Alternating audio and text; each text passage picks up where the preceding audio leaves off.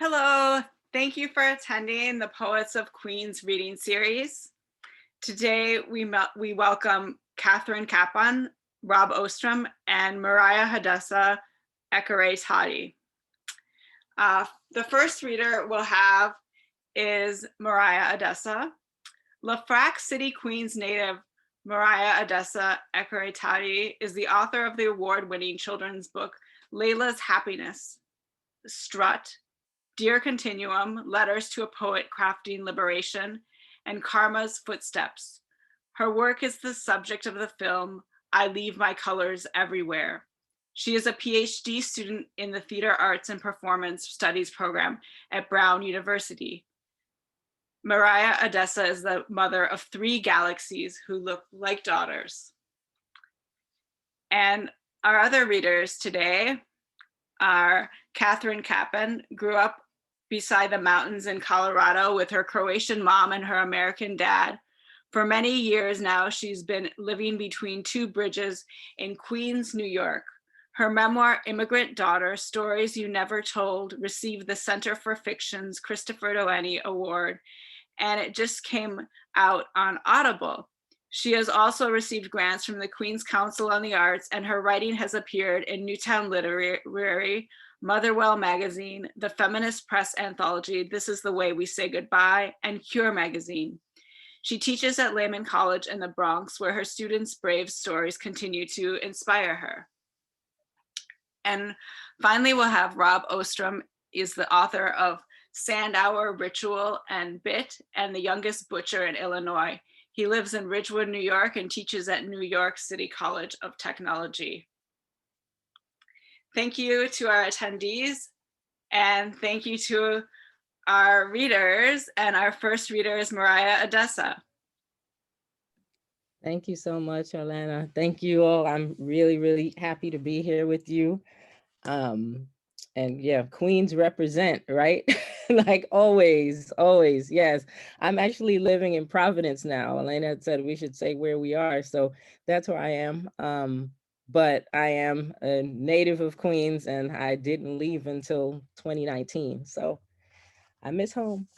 So I'm going to read a number of things. I'm going to read from all the books except Layla's Happiness. And I'm going to start out with a piece from Dear Continuum, which is a book of letters for poets who do social justice work or who are engaged in thoughts about social justice. This is letter 12 from Dear Continuum. Dear Continuum, your letter came just when I needed it. I'm glad that you feel you get something useful from my letters, but I have to tell you that the hope I get from yours is vital. The work you're doing with the teen parents and the writing workshops you are holding at the prison sound inspired.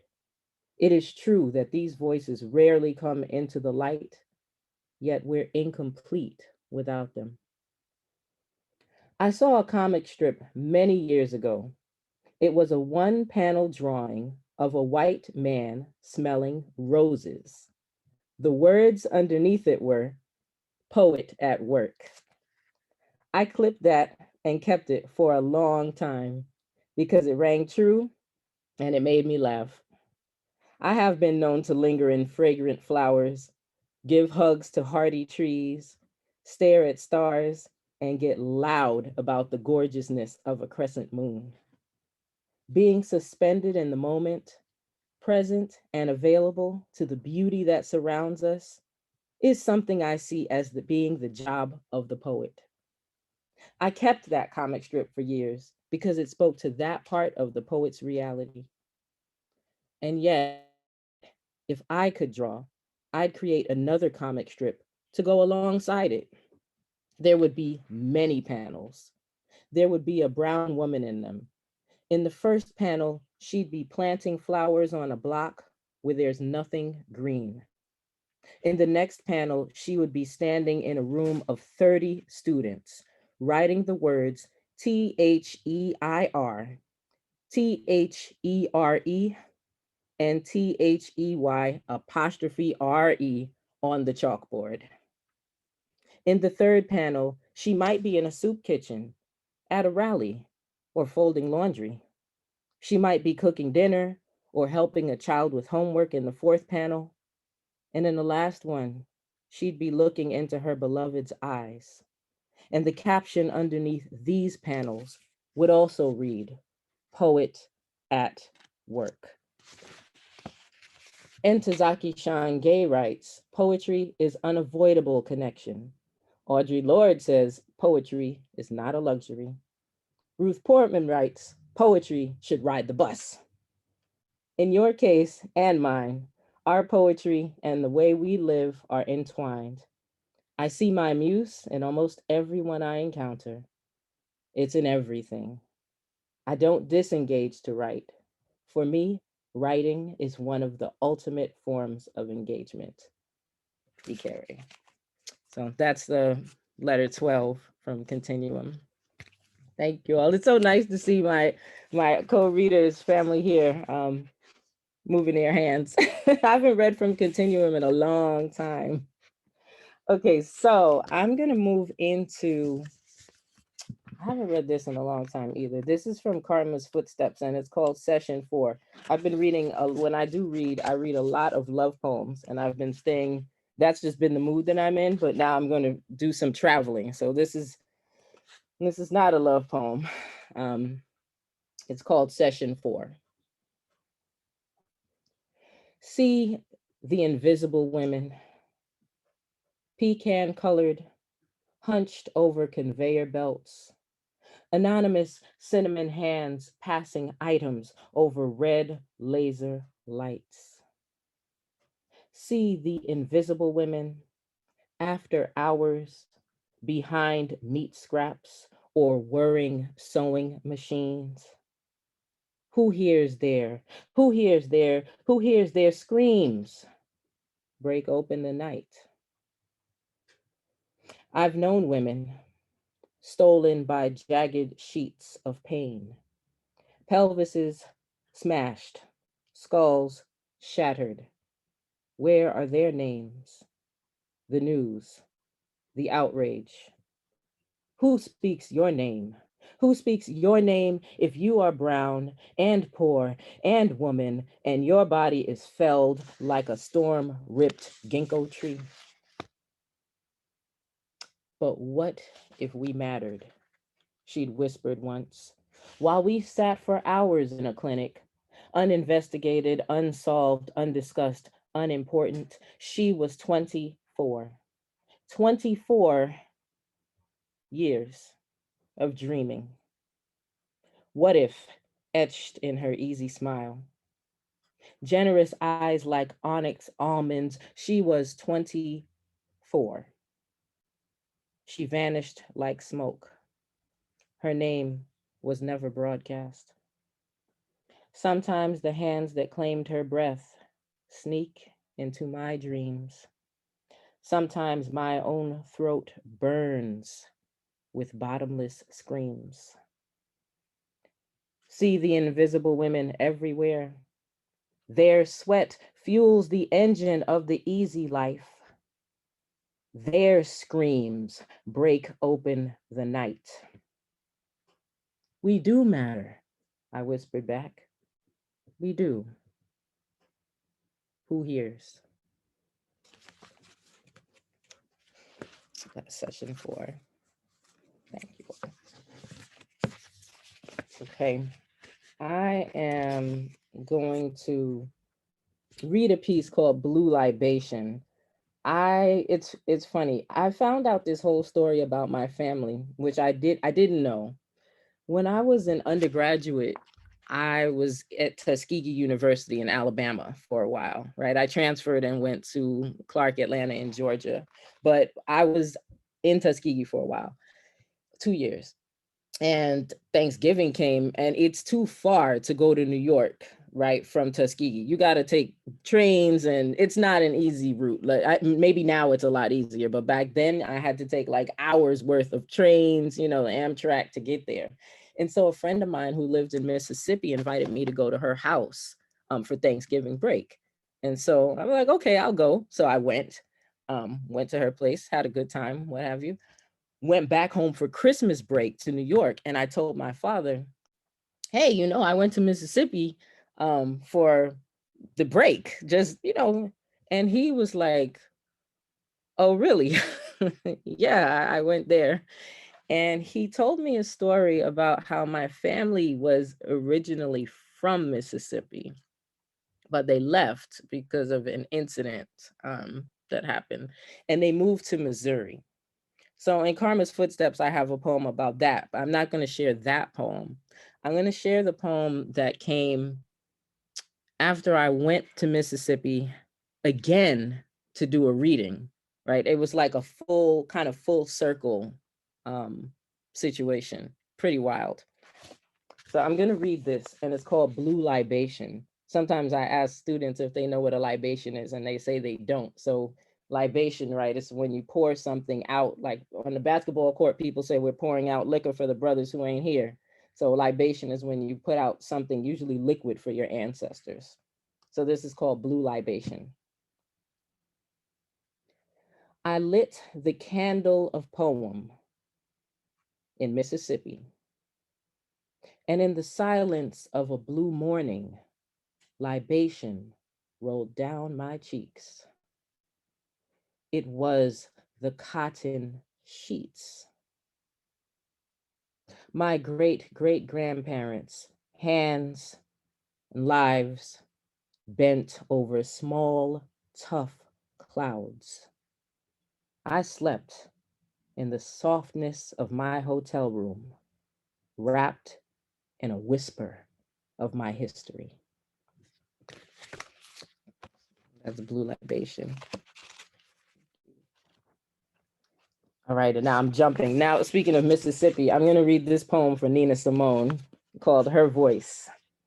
I read this poem a lot. I think Nina Simone is like hanging out with me often, right? And this poem is something that I wrote. This was years ago. I don't know what station it was on, but it was a 24-hour Nina Simone special. Can y'all imagine, like 24? It was just hours of Nina Simone music. And I always say, if you listen to Nina Simone for hours and hours and hours on end, something's gonna happen, right? So this poem is what happened after listening to Nina Simone for this long period.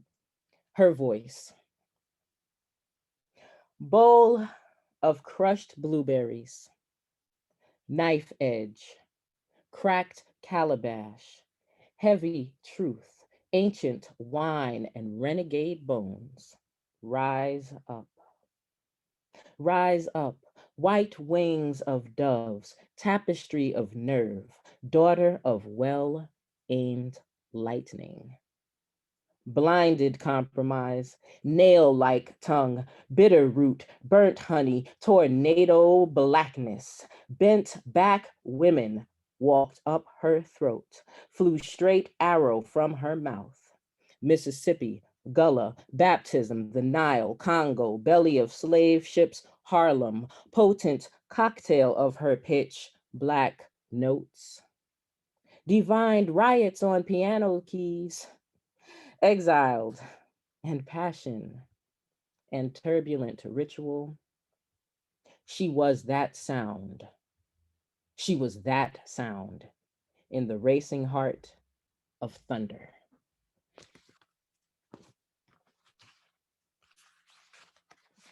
Thank you. My time is just about up, so I will share two more and then I will remove myself. um, what to share? This is when I get into my like wild love poems. I have some really crazy stuff. This is not really a love poem. I'm gonna read it to you anyway, and then I guess I'll end with a breakup poem. How about that? Yeah, I don't know. That's just how it's going on Sunday at 2 o'clock, right? When daylight savings time, when we lost an hour. I know I woke up like, what time is it? Like, oh no. So this is called Lady. Lady, what is beneath your skin? Seemingly satisfied with one uncomplicated man. You've signed his name onto yours, woven two lives into a fine garment. Tell me, does he unzip your howl, trace the etymology of your tears? Is he fluent in your black lace laughter? Does anywhere you go together become rich with the fragrance of lovers? Does your hand brushing his make all the dust settle? Lady, I am red clay swirling. I am a trembling match licking a scripture's certainty. I walk alone and unravel holy things. I can chew a good man to the gristle. I scare myself every day. A hunter dances beneath my skin. Lady, have you ever seen a tornado in your mirror? How did you cage her before she smashed everything?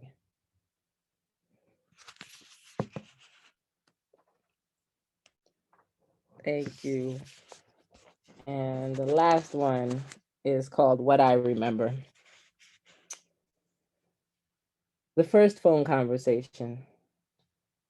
Our words were ripe, wild raspberries, chosen carefully on a green afternoon. I wanted you to change the soundtrack of my heart, unbirth Billy's moan from my throat. Help me speak honey again. Your words were palms pressed in prayer, a hand open and offered to me. The first date, you bought a mango.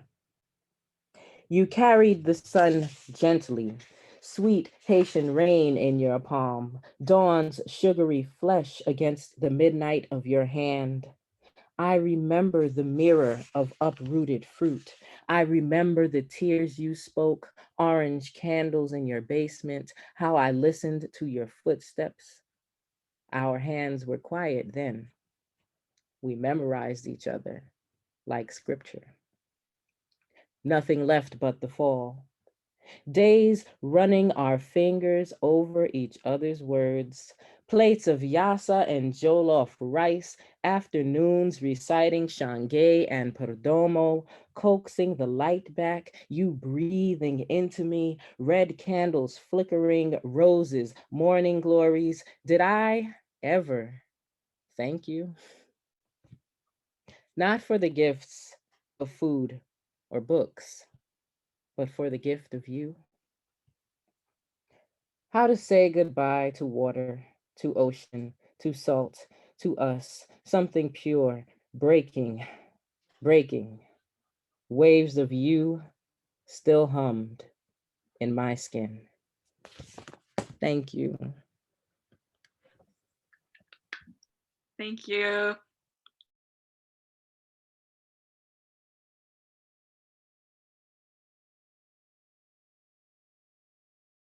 Hey, I think it's my turn here. All right. Just one second to move this chair back. I'm standing up for you all.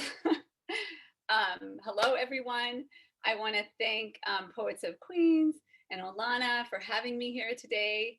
I am so thrilled to be reading with Rob and Mariahadessa.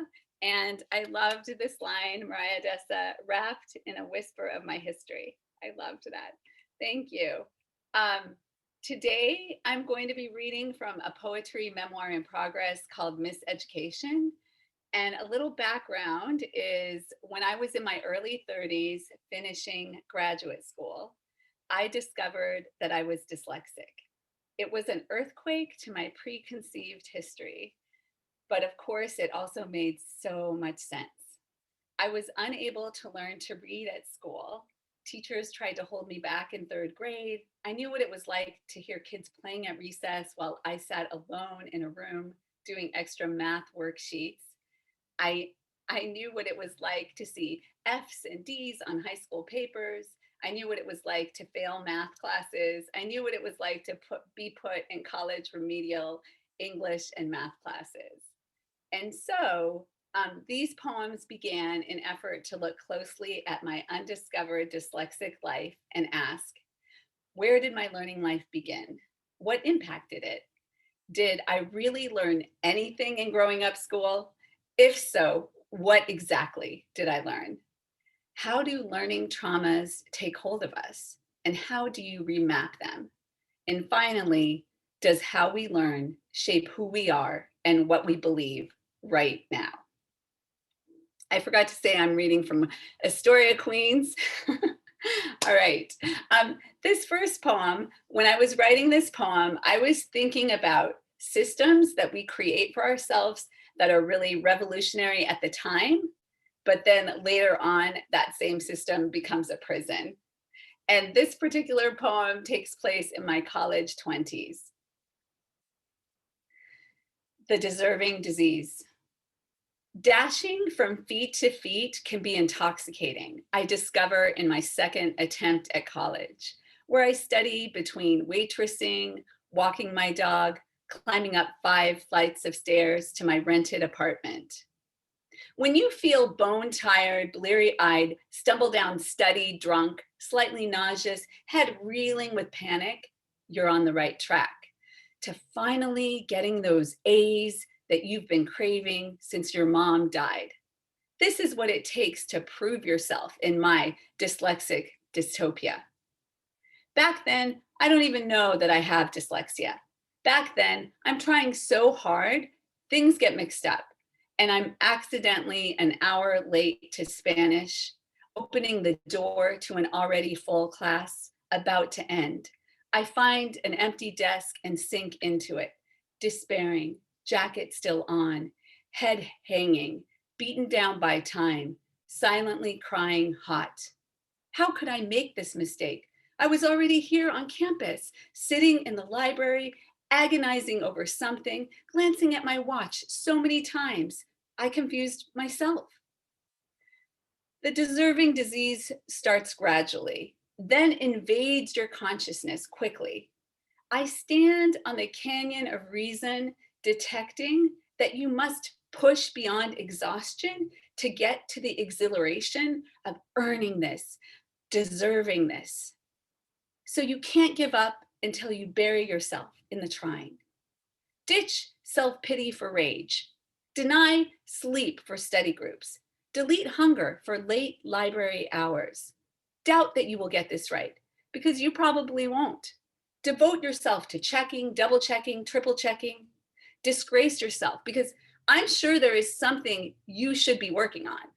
Delight in the burnout feeling, knowing you did absolutely everything you could. Dismiss thirst for keeping up. Destroy yourself for your mistakes so they won't happen again. Don't let the delirium of a fever stop you from showing up. Dedicate yourself to getting what you can get right. It will be many years before I detoxify these dubious beliefs. How can I detach me from me? This is someone I created so that I could be like you, write like you, test like you, laugh like you, even when I don't understand what I'm actually laughing at. This next poem, thank you. This next poem takes place in a Colorado public elementary school. Light.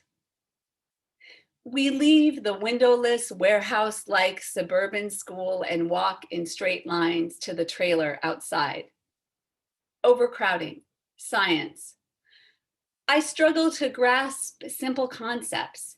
Gamma rays, X-rays, radio waves, microwaves, ultraviolet waves.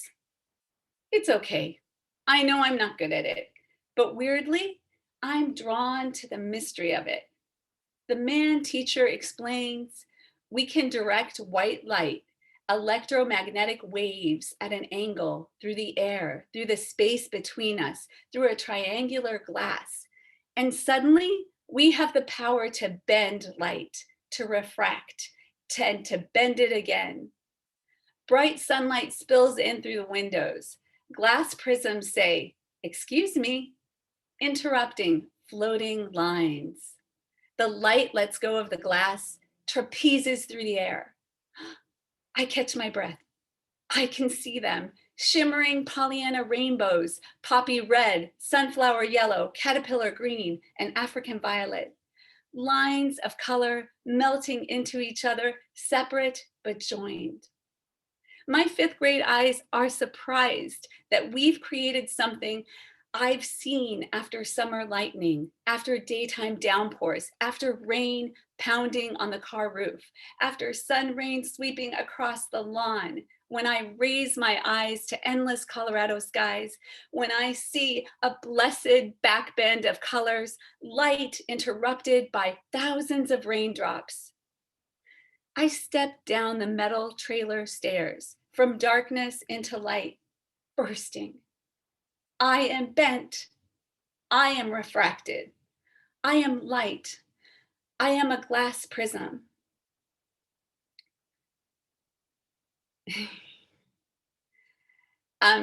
This final poem is a little longer. It starts off in middle school at a Colorado public school and then goes off elsewhere.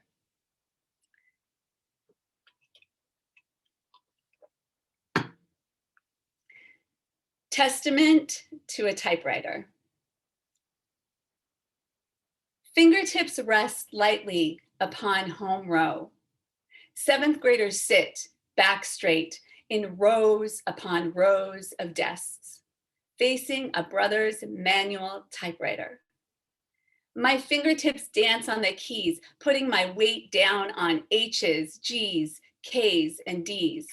A percussive click, click, click, click, click of metal keys fills this middle school classroom. We are in rhythm. We are out of rhythm. We dart forward, we trip, we stumble teen awkwardly. Mrs. H has delightfully taped a piece of paper that falls over our moving hands so we can't peek at the letters, at the keys.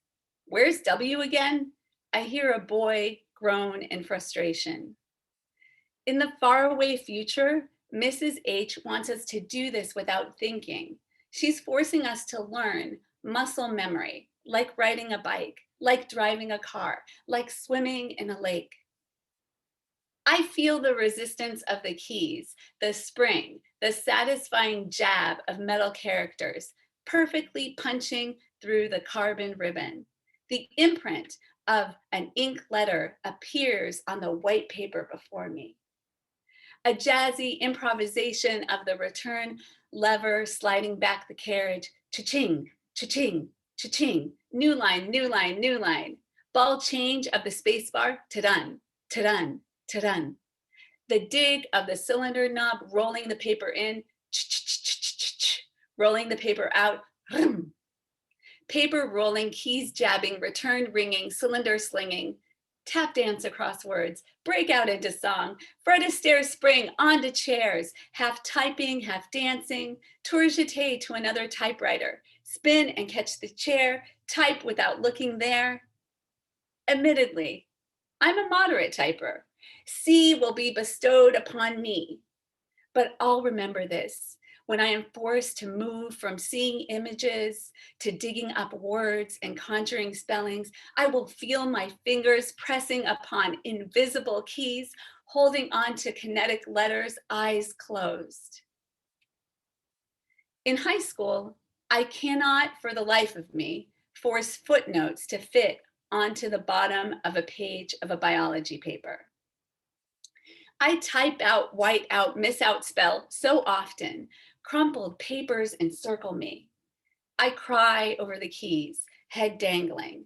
I yell at myself, why can't you do this? What's wrong with you?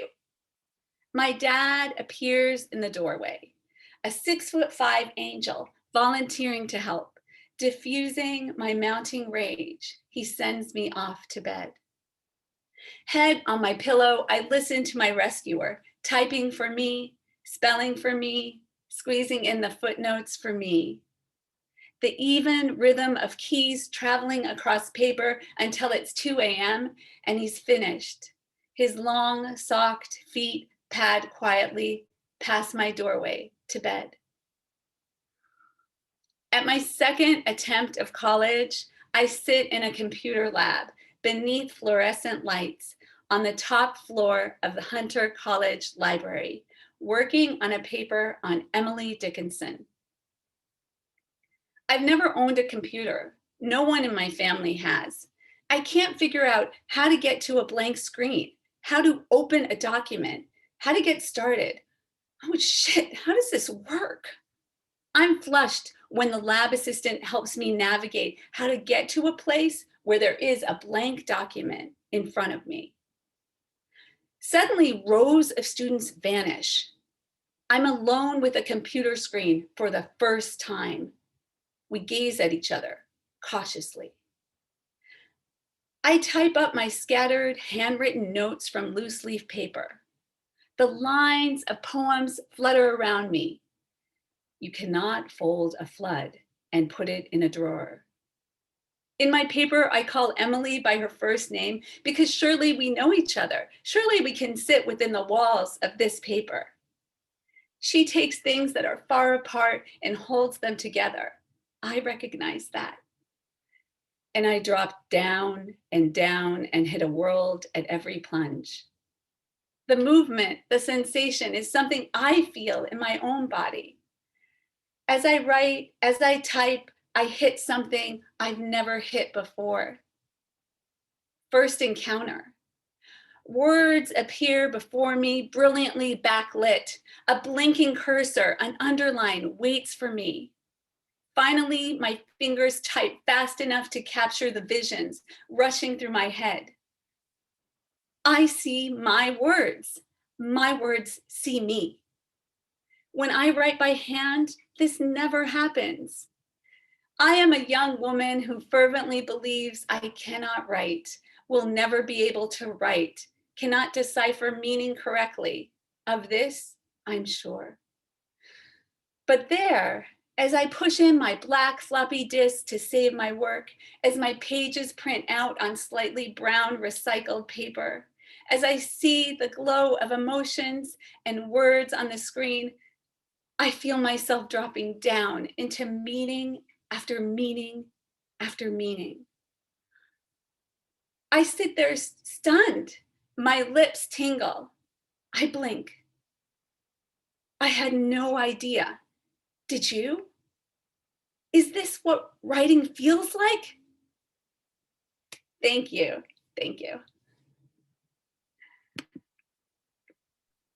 Thank you.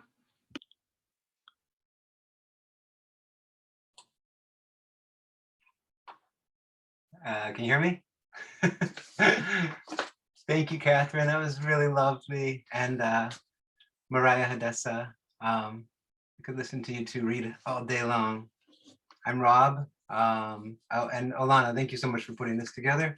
Yeah, I hope I'm doing this from an old computer, so I hope I don't have any technical difficulties like I just had. I'm gonna read you 7 poems. The first one's called Apathia. I want to be a loom on a porch, but I am the skin you ask the fox for. The neighbor in the shower who clears his throat. I am not the electric heater, but I am wool socks on a clothes horse. I sense a slow moving threat in me, a thing you can't say to another, a thing that would wreck the house. Like a sage, I want to go an entire day undisturbed by the passions. But out here, there are 2 kinds of trash, burning and smoldering. I am the devil worshiper down the road, a gravestone in my yard.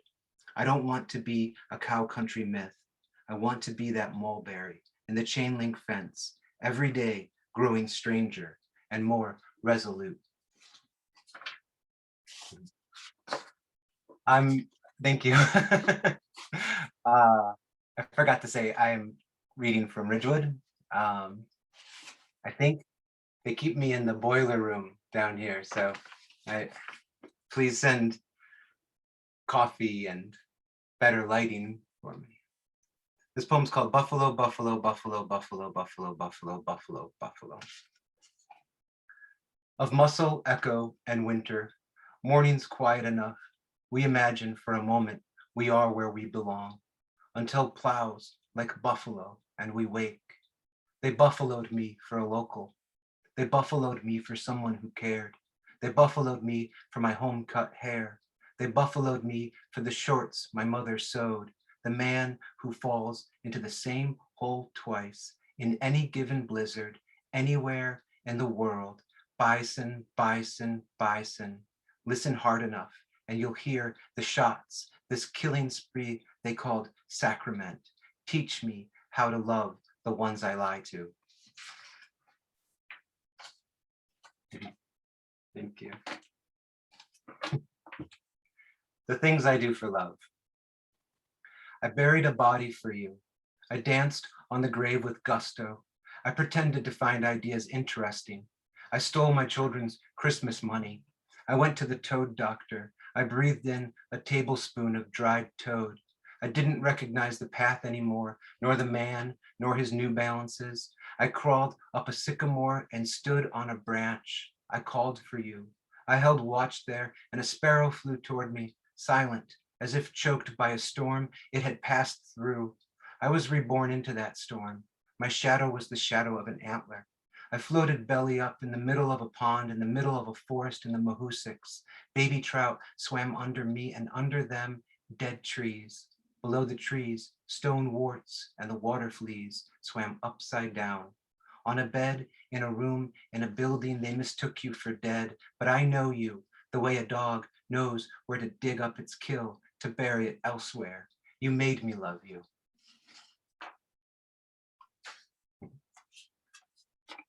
Thank you. Ode to hell.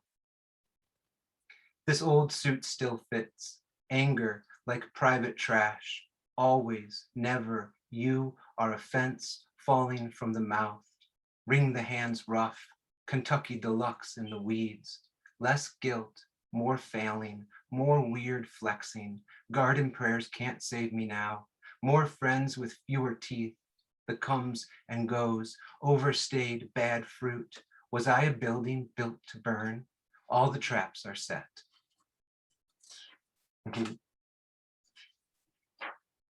I'm glad I chose to read short poems because I'm getting a lot of claps.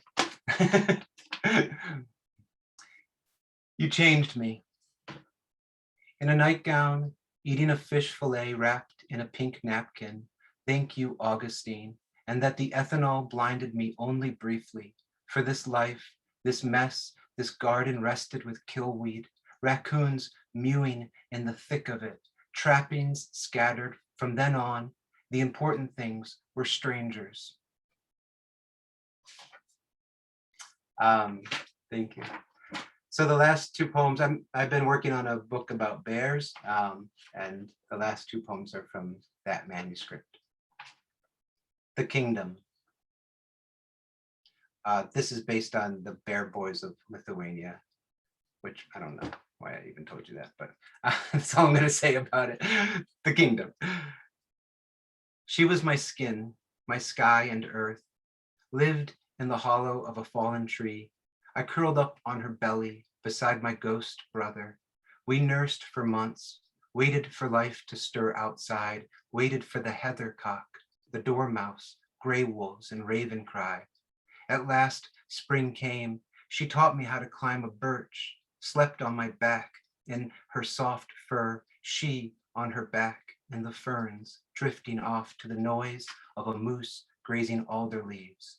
We got into trouble, my brother and me, tussled in the brush, climbed into the window of a deserted cabin, matched paw to handprints in the dirt, and watched mine fill with rain. Back to home, led by the scent of the sea, dinner was cowberries and a fistful of ants. Laughing and licking them off my arm, mother cradled me in her forelegs, licked my head. Though I was slow to find my feet, the day came when she chased me away. As much as I clamored, she was resolute, done with me.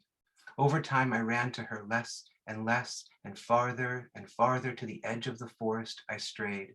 When the hunters found me, my ghost brother was up in a tree looking for wild honey.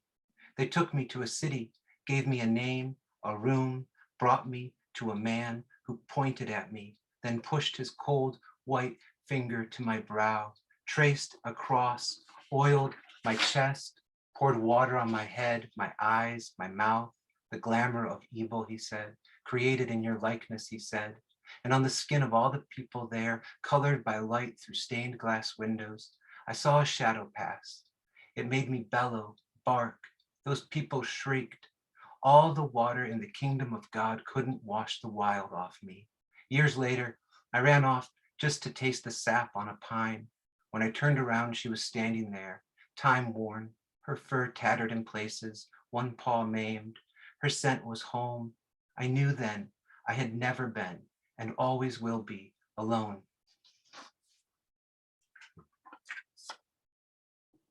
And this last poem is called Treatment.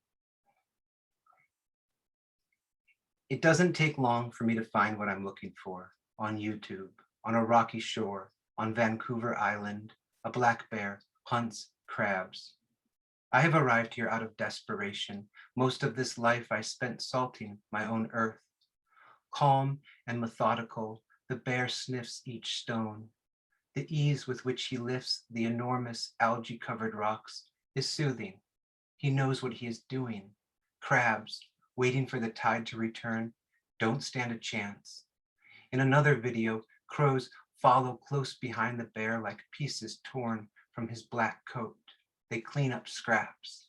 Mountains in the near still ocean, music of the bear chewing over the soft sound of waves. When I'm in the machine, I replay it in my mind, imagine them in my spleen, bear, crows, veins, bones. Thank you.